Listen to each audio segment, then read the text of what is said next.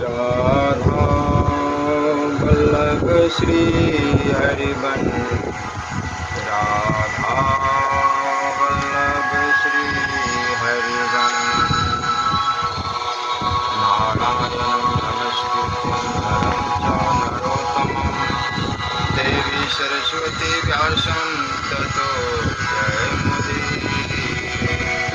राधा मेरी माते है, पिता मेरे घनश्याम, इन दोनों के चरणों में मेरा कोटि कोटि प्रणाम। ओम श्री परमात्मने नमः।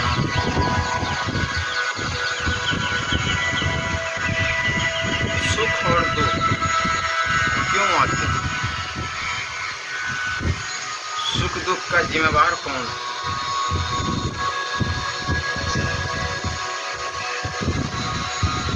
सुख दुख का निमित्त किसको ठहराया है? शास्त्रों ने प्रमाण किया है कि दुख सुख मानव का, मनुष्य का खुद का किया हुआ, क्योंकि जैसा बीज बोते हैं वैसा ही फल पाते हैं। इसमें दूसरा कोई हेतु नहीं। संसारिक वस्तुओं के लिए होने वाले दुख की परवाह भगवान नहीं करते, और भगवान के लिए होने वाले सच्चे दुख को भगवान सह नहीं सकते। भगवान के मंगलमय विधान से जो अनुकूल सुखदायी या प्रतिकूल दुखदायी परिस्थिति आती है वो हमारे हित के लिए ही होती है। सुखी दुखी होना प्रारब्ध का फल नहीं है, परंतु मूर्खता का फल है। वह मूर्खता सत्संग से मिटती है। साधक को सदा लोभी व्यक्ति की तरह दूसरे के सुख के लिए लालयत रहना चाहिए। ऐसा होने से वह सुख दुख से ऊंचा उठ जाएगा। अपने सुख के लिए उद्योग करना दुख को निमंत्रण देना, और दूसरों के सुख के लिए उद्योग करना आनंद को निमंत्रण देना। सुखदायी और दुखदायी परिस्थिति आना तो कर्मों का फल, पर उससे सुखी दुखी होना अपनी अज्ञता मूर्खता का फल। कर्मों का फल मिटाना तो हाथ की बात नहीं है, पर मूर्खता मिटाना बिल्कुल हाथ की बात है। जो सुखदायी परिस्थिति में दूसरों की सेवा करता है तथा दुखदायी परिस्थिति में दुखी नहीं होता, अर्थात सुख की इच्छा नहीं करता, वह संसार बंधन से सुगमतापूर्वक मुक्त हो जाता है। प्रकृति जन्य सुख की आसक्ति होने पर सुख दुख की परंपरा कोई अंत नहीं आता। वास्तव में अनुकूलता से सुखी होना ही प्रतिकूलता में दुखी होने का कारण है, क्योंकि परिस्थिति जन्य सुख भोगने वाला कभी दुख से बच ही नहीं सकता। सुख की इच्छा का त्याग कराने के लिए ही दुख आता है। जो दूसरों से अपने लिए सुख चाहता है उसको भयंकर दुख भोगना ही पड़ता है। दुख का कारण हम खुद ही होते, दूसरा कोई नहीं। जब तक हम दूसरे को दुख का कारण मानेंगे तब तक हमारा दुख मिटेगा नहीं। अपने सुख से सुखी होने वाले को दुखी होना ही पड़ेगा, और दूसरे के सुख से सुखी होने वाले का दुख सदा के लिए मिट जाएगा। शरीर में मैं और मेरा मानना ही संपूर्ण दुखों का कारण है। जब तक संसार का सुख लेते रहेंगे तब तक प्रतिकूल संबंध छूटेगा नहीं। वस्तु के अभाव से दुख नहीं होता, परंतु वस्तु मिल जाए इस इच्छा से दुख होता है। वस्तुओं से दुख नहीं मिटता, क्योंकि दुख विचार के अभाव से पैदा होता है, वस्तु के अभाव से नहीं। इसलिए विचार से दुख मिट जाता है। सुख निर्विकल्पता में है, भोग में नहीं। जहाँ भी संसार का सुख देखे वहाँ विवेक विचार पूर्वक देखे तो वही दुख दिखने लग जाएगा, क्योंकि संसार दुख रूप ही है। क्योंकि संसार का दूसरा नाम दुखालयम है। सुनना चाहते हैं इसलिए सुनने का दुख होता है, देखना चाहते हैं इसलिए न दिखने का दुख होता है, बल चाहते हैं इसलिए निर्बलता का दुख होता है, जवानी चाहते हैं इसलिए वृद्धावस्था का दुख होता है। तात्पर्य है कि वस्तु के अभाव से दुख नहीं होता, परंतु उसकी चाहना से, उसके अभाव का अनुभव करने से दुख होता है। संसार में संबंध जोड़े तो दुखों का अंत नहीं है, और भगवान से संबंध जोड़े तो सुखों का आनंद का अंत नहीं। सुख पाना चाहते तो हो तो दूसरों को सुख दो। जैसा बीज बोगे वैसा ही खेती होगी। जहाँ लौकिक सुख मिलता वह दिखे, वहाँ समझ ले कि कोई खतरा है। सब कुछ परमात्मा ही है, वासुदेव सर्वम। पर वह भोग्य नहीं है। जो उन्हें भोग्यपन मानकर सुख लेना चाहता है वह दुख पाता ही रहता है। गृहस्थ में अगर सबका यह भाव रहे कि मेरे को सुख कैसे मिले, तो सब दुखी हो जाएंगे, और यह भाव रहे कि दूसरों को सुख कैसे मिले तो सब सुखी हो जाएंगे। अगर दुख नहीं चाहते हो तो सांसारिक सुख मत चाहो। दूसरे सुखी हो जाए यह भाव रहेगा तो सभी सुखी हो जाएंगे और खुद भी सुखी हो जाएगा। मैं सुखी हो जाऊं यह भाव रहेगा तो सभी दुखी हो जाएंगे और दुख भी दुखी हो जाएगा। सांसारिक सुख क्यों नहीं दिखता? क्योंकि वह हमारा और हमारे लिए है ही नहीं। सुख अच्छा लगता है पर इसका परिणाम अच्छा नहीं होता। दुख बुरा लगता है पर उसका परिणाम अच्छा होता है।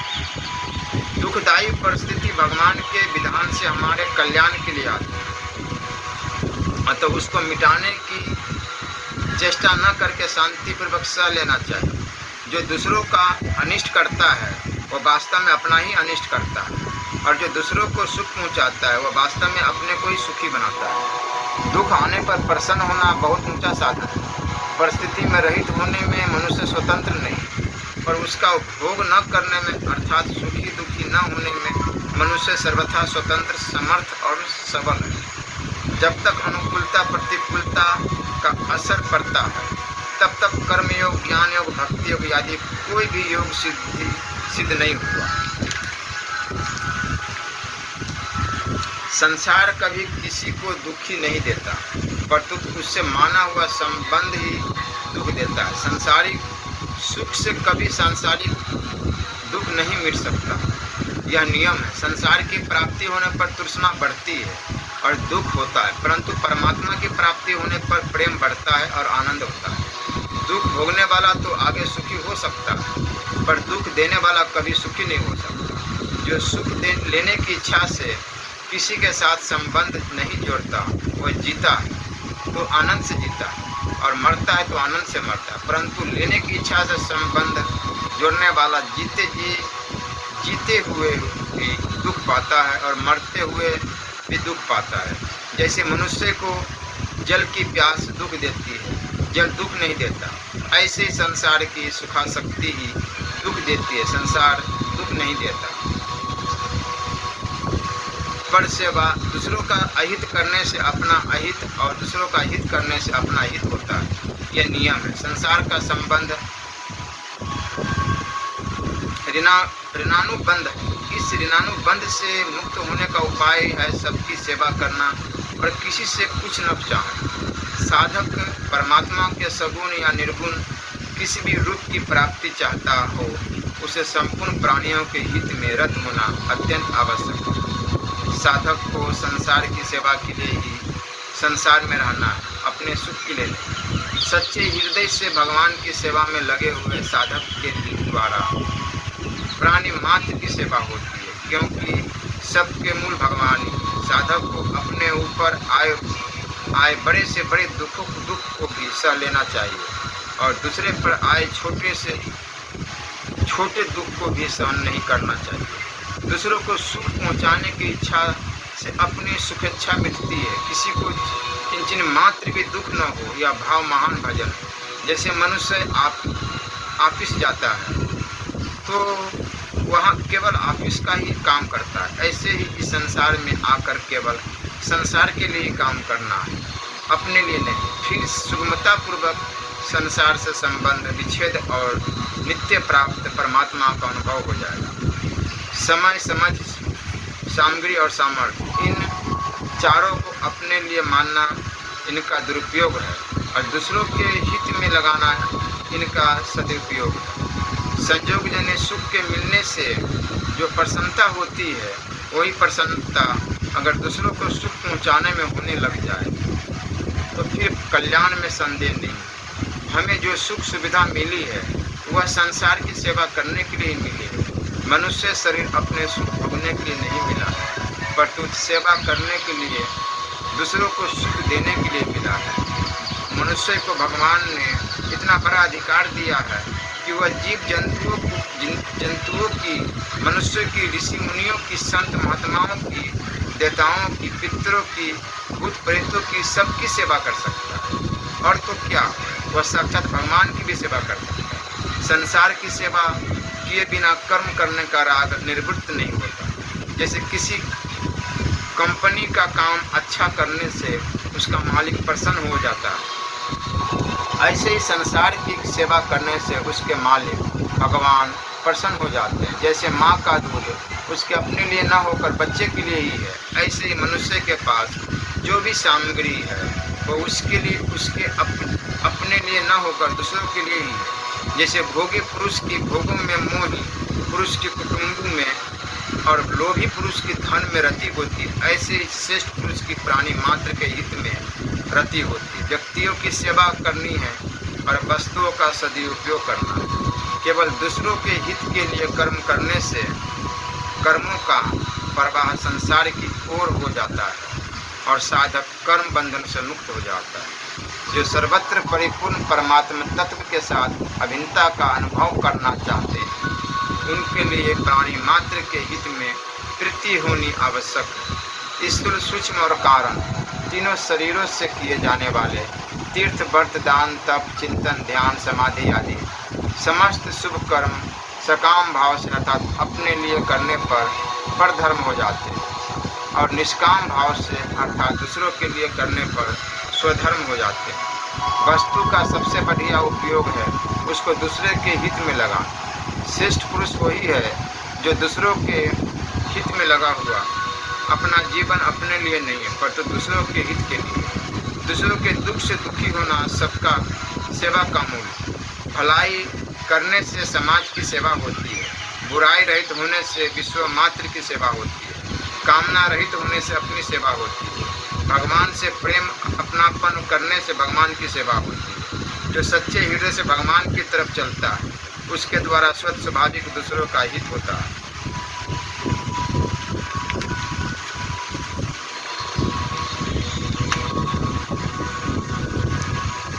संसार से मिली हुई वस्तु केवल संसार की ही सेवा करने के लिए है और किसी काम की नहीं। कोई वस्तु हमें अच्छी लगती है तो वह भोगने के लिए नहीं है परंतु सेवा करने के लिए। मनुष्य को वह काम करना चाहिए जिससे उसका भी हित हो और दुनिया का भी हित हो, अभी भी हित हो और परिणाम में भी हित हो। शरीर की सेवा करोगे तो संसार के साथ संबंध जुड़ जाएगा और भगवान के लिए संसार की सेवा करोगे तो भगवान के साथ संबंध जुड़ जाएगा। जिसके हृदय में सबके हित का भाव रहता है वह भगवान के हृदय में स्थान पाता है। परमार्थ नहीं बिगड़ा परंतु व्यवहार बिगड़ा है, अतः व्यवहार को ठीक करना है। व्यवहार ठीक होगा, स्वार्थ और अभिमान त्याग करके दूसरों की सेवा करने से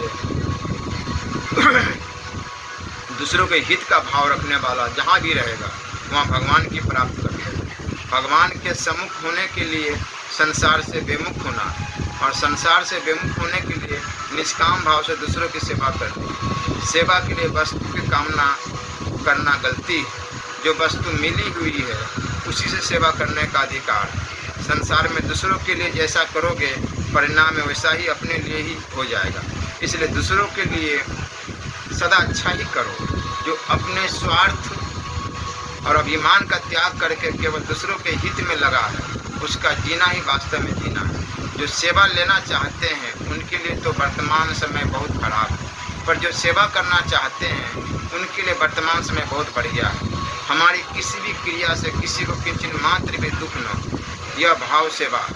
निस्वार्थ भाव से दूसरों की सेवा करने से व्यवहार भी बढ़िया होता है और ममता भी छूट जाती है। घर वालों की सेवा करने से मोह होता ही नहीं। मोह होता है तो कुछ न कुछ लेने की इच्छा से। भगवान को प्राप्त करके मनुष्य संसार का जितना उपकार कर सकता है उतना किसी दान पुण्य से नहीं कर सकता। जो हमसे द्वेष रखता है उसकी सेवा करने से अधिक लाभ होता है, क्योंकि वहाँ सेवा का सुख भोग नहीं होता। कभी सेवा का मौका मिल जाए तो आनंद मनाना चाहिए कि भाग्य खुल गया। संपूर्ण प्राणियों के हित से अलग अपना हित मानने से अहम बना रहता है, जो साधक के लिए आगे चलकर बाधक होता है। अतः साधक को प्रत्येक क्रिया संसार के हित के लिए ही करनी चाहिए। स्वार्थ और अभिमान, इन दो चीज़ों से स्वभाव बिगड़ता है। अतः साधक को स्वार्थ और अभिमान का सर्वथा त्याग कर देना चाहिए। भजन, ध्यान आदि साधन करने पर भी वर्तमान में प्रत्यक्ष लाभ न दिखने का कारण स्वभाव का शुद्ध न होना। इसलिए प्रत्येक साधक को अपने स्वभाव का सुधार करने पर विशेष ध्यान देना चाहिए। अपने स्वभाव को शुद्ध बनाने के समान कोई उन्नति नहीं। जिसका स्वभाव सुधर जाएगा उसके लिए दुनिया सुधर जाएगी। जिसका स्वभाव दूसरों को दुख देने का है वो दूसरों को भी दुख देगा और स्वयं भी दुख पाएगा। परंतु जिसका स्वभाव दूसरों को सुख देने का है वो दूसरों को भी सुख देगा और स्वयं भी सुख पावेगा। अपने स्वभाव का सुधार मनुष्य खुद ही कर सकता है। दूसरा केवल उसको उपाय बता सकता है, उसकी सहायता कर सकता है। हमारा स्वभाव तब सुधरेगा जब हम अपने प्रति न्याय करेंगे, अर्थात अपने पर शासन करेंगे और दूसरे को क्षमा करेंगे। सत्संग, सच्चा शस्त्र और सद्विचार, इन तीनों से स्वभाव सुधार होता है। जिसका स्वभाव शुद्ध बन जाता है वो अधोगति में नहीं जा सकता। फिर करेंगे या महान पतन करने वाली बात। ऐसे स्वभाव वाले व्यक्ति का कल्याण होना कठिन है। साधक को चाहिए कि वह बदलने वाली अवस्थाओं को न देखे, परंतु कभी न बदलने वाले स्वरूप स्वयं को देखे। स्वरूप निष्काम है, सकाम भाव प्रकृति से संबंध आता है। शरीर आदि सब पदार्थ बदल रहे हैं, ऐसा जिसको अनुभव है वह स्वयं कभी नहीं बदलता। इसके लिए स्वयं के बदलने का अनुभव कभी किसी को नहीं होता। जीव स्वरूप से अकर्ता तथा सुख दुख से रहित है। केवल अपने प्रमाद के कारण वह कर्ता बन जाता है और कर्म फल के साथ संबंध जोड़कर सुखी दुखी होता है। क्रियाओं और पदार्थों के साथ संबंध जोड़ने से ही अपने स्वरूप का साक्षात अनुभव नहीं होता।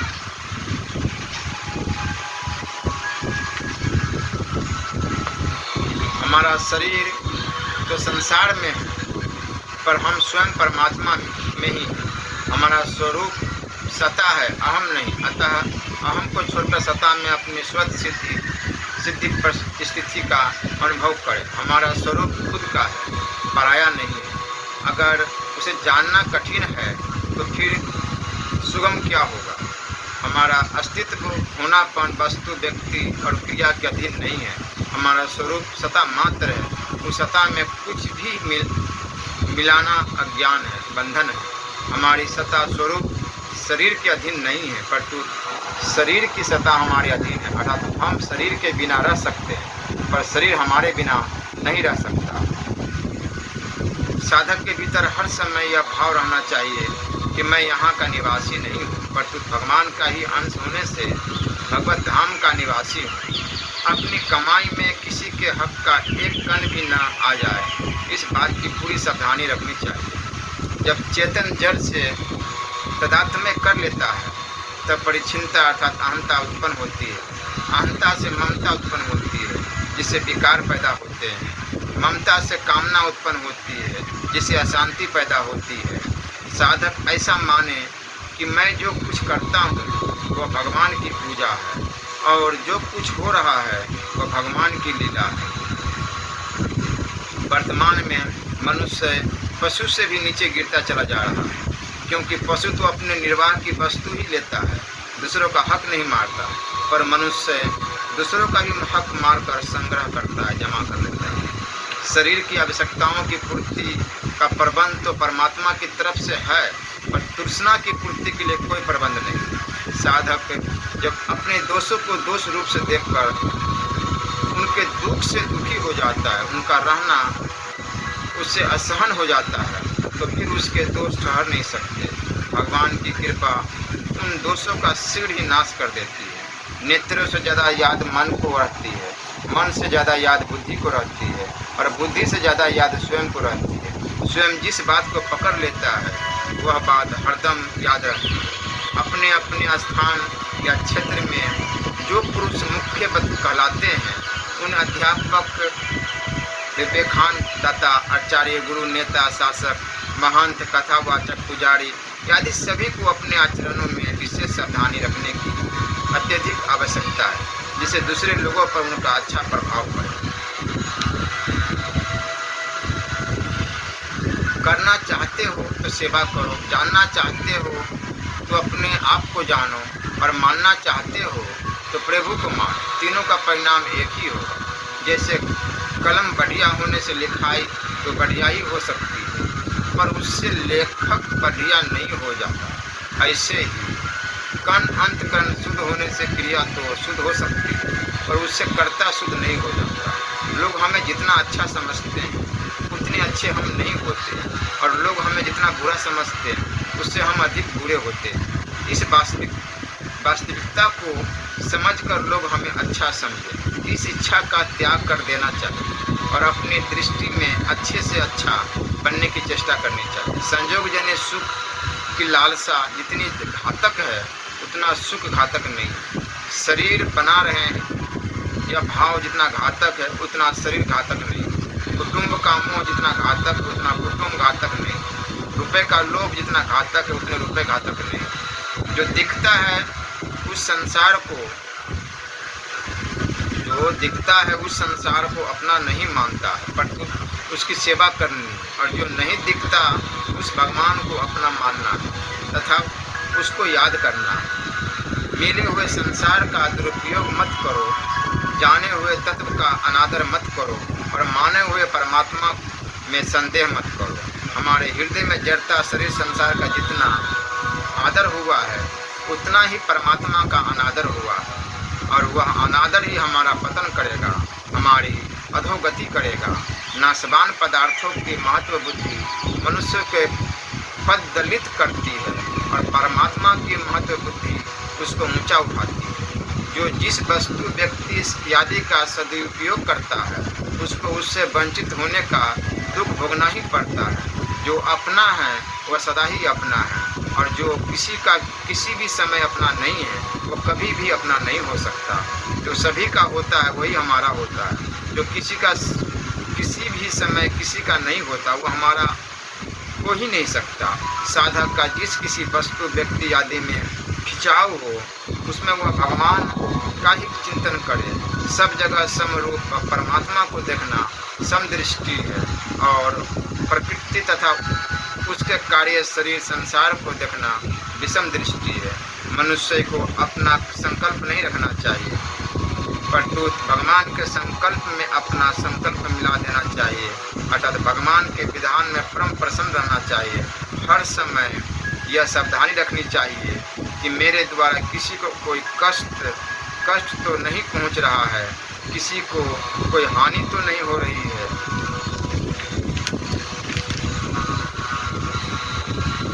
यह नियम ले कि कोई हमारे मन की बात पूरी न करे तो हम नाराज नहीं होंगे।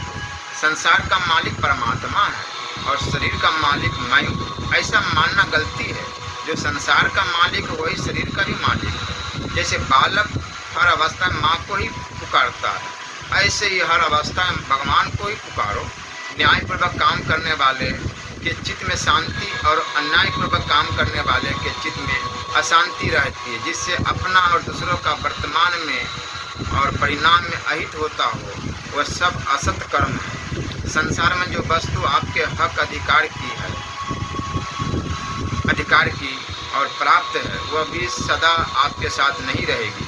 फिर जो वस्तु बिना हक की और अप्राप्त है उसकी आशा करने से क्या लाभ है। यदि जानना ही हो तो अविनाशी को जानो, विनाशी को जानने से क्या लाभ।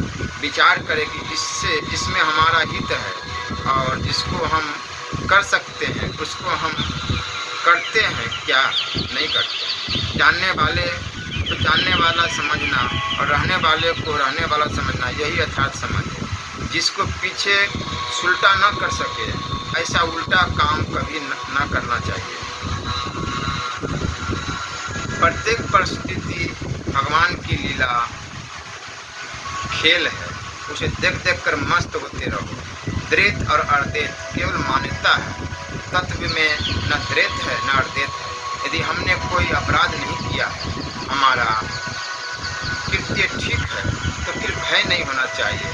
अगर भय होता है तो कुछ न कुछ कहीं न कहीं हमारी गलती है, अथवा अपनी निर्दोषता पर हमारा ढूंढ विश्वास नहीं। प्रत्येक कार्य के आरंभ में यह विचार करना चाहिए कि हम यह कार्य क्यों कर रहे हैं। ठीक बेठीक हमारी दृष्टि में होता है, भगवान की दृष्टि में सब ठीक होता है, बेठीक होता ही नहीं। हम दूसरे हमारे में गुण देखते हैं तो यह उनकी सजनता और उदारता है, पर उन गुणों को अपना मान लेना उनकी सजनता और उदारता का दुरुपयोग करना।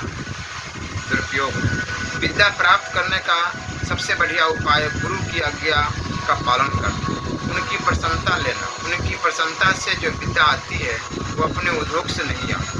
भगवान को पुकारने से जो काम होता है वह विवेक विचार से नहीं होता। भगवान के न मिलने का दुख हजारों सांसारिक सुखों से बढ़कर, जैसे वेद जो दवा दे उसी में हमारा हित है, ऐसे ही भगवान जो विधान करे उसी में हमारा परम हित है। जैसे गाय के शरीर में रहने वाला घी काम नहीं आता, ऐसे ही सीखा हुआ ज्ञान काम नहीं आता। मैं ज्ञानी हूँ और मैं अज्ञानी हूँ, ये दोनों ही मान्यता अज्ञानियों की है। चरित्र सुंदरता ही असली सुंदरता है। याद करो तो भगवान को याद करो, काम करो तो सेवा करो। सच्ची बात को स्वीकार करना मनुष्य का धर्म है। एक एक व्यक्ति खुद सुधर जाए तो समाज सुधर जाए। अगर अपनी संतान से सुख चाहते हो तो अपने माता पिता को सुख पहुँचाओ, उनकी सेवा करो। किसी के अहित की भावना करना अपने अहित को निमंत्रण देना। याद रखो, भगवान का प्रत्येक विधान आपके परम हित के लिए। किसी बात को लेकर अपने में कुछ भी अपनी विशेषता दिखती है, यह वास्तव में पराधीनता है। अंत में अकेला ही जाना पड़ेगा।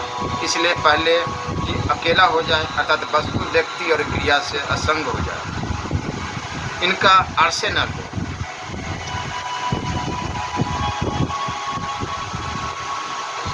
ग्रहण करने योग्य सर्वोपरि एक नियम है। भगवान को याद रखना और त्याग करने योग्य सर्वोपरि एक नियम है। कामना का त्याग करना संतोष समाज सुधार का मूल मंत्र है। एकता में अनेकता और अनेकता में एकता हिंदू धर्म की विशेषता। असत्य का आश्रय लेने वाला व्यक्ति हमारा नुकसान नहीं कर सकता।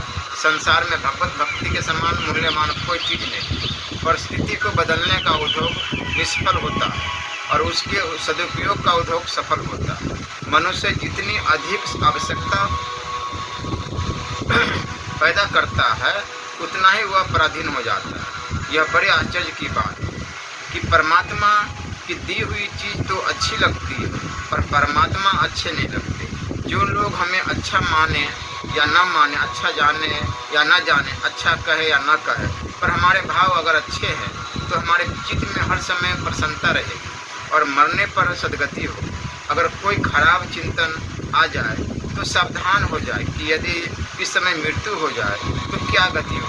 अगर सब समय प्रभु का स्मरण होता रहे तो मृत्यु कभी आ जाए कोई चिंता नहीं।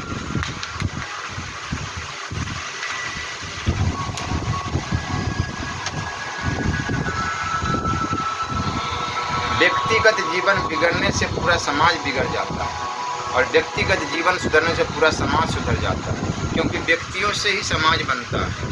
भगवान के वियोग से होने वाला दुख विरह संसारिक सुख से भी बहुत अधिक आनंद देने वाला होता है। जिसको भगवान, शास्त्र, गुरुजन और जगत से भय लगता है वह वास्तव में निर्भय हो जाता है। हमसे अलग वही होगा जो सदा से ही अलग है और मिलेगा वही जो सदा से ही मिला हुआ है। दूसरे की प्रसन्नता से मिली हुई वस्तु दूध के समान है, मांग कर ली हुई वस्तु पानी के समान, और दूसरे का दिल दुखाकर ली हुई वस्तु रक्त के समान है। भूल की चिंता पश्चाताप न करके आगे के लिए सावधान हो जाओ, जिससे फिर वैसी भूल न हो। मिटने वाली चीज़ एक क्षण भी टिकने वाली नहीं होती। अपने में विशेषता केवल व्यक्तित्व के अभिमान से दिखती है। वस्तुओं के बिना भी हम रह सकते हैं, जिनके बिना हम रह सकते हैं उनके हम गुलाम क्यों बने। शरीर नज़दीक दिखता पर परमात्मा दूर दिखते, यही अज्ञान है। कारण कि शरीर नित्य अप्राप्त है, परमात्मा नित्य प्राप्त है। शरीर के साथ हमारा एक क्षण भी संयोग नहीं होता और परमात्मा के साथ हमारा एक क्षण भी वियोग नहीं होता। शरीर को संसार से और स्वयं को परमात्मा से अलग मानना गलती है। सच्चे धर्मात्मा मनुष्य को किसी की भी गरज नहीं होती, परंतु दुनिया को ही उसकी गरज आवश्यकता रहती है।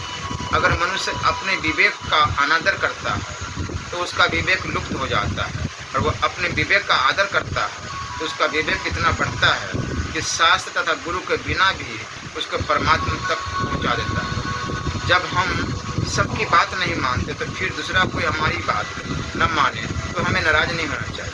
भीतर में लोभ न हो तो आवश्यक वस्तु अपने आप प्राप्त होती है, क्योंकि वस्तु का लोभ ही वस्तु की प्राप्ति में बाधक है। किसी भी व्यक्ति का निरादर नहीं करना चाहिए। निरादर करने से वास्तव में अपना ही निरादर होता है, क्योंकि सब जगत ईश्वर स्वरूप है।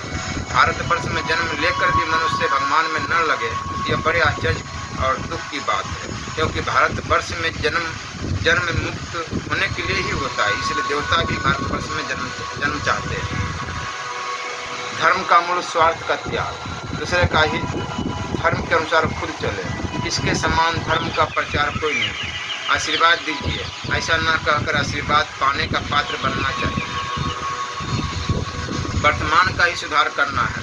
वर्तमान सुधरने से भूत और भविष्य दोनों सुधर जाते हैं। दुखी व्यक्ति ही दूसरे को दुख देता है, पराधीन व्यक्ति ही दूसरे को अपने अधीन करता है। अज्ञानी तो बीते हुए स्वप्न की तरह मानता है, पर ज्ञानी विवेकी वर्तमान को स्वप्न की तरह मानता है। वस्तु का महत्व नहीं है, परंतु उसके सदुपयोग का महत्व है। भगवान की आवश्यकता अनुभव करना ही प्रार्थना है। असत वस्तु का लोभ तो असत वस्तु की प्राप्ति में बाधक है, पर सत्य का लोभ सत्य की प्राप्ति में साधक है। शरीर निर्वाह संबंधी हर एक कार्य में यह सावधानी रखनी चाहिए कि समय और वस्तु कम से कम खर्च हो, पर प्रकृति की अधीनता पराधीनता है और परकीय भोगों की अधीनता परम पराधीनता है।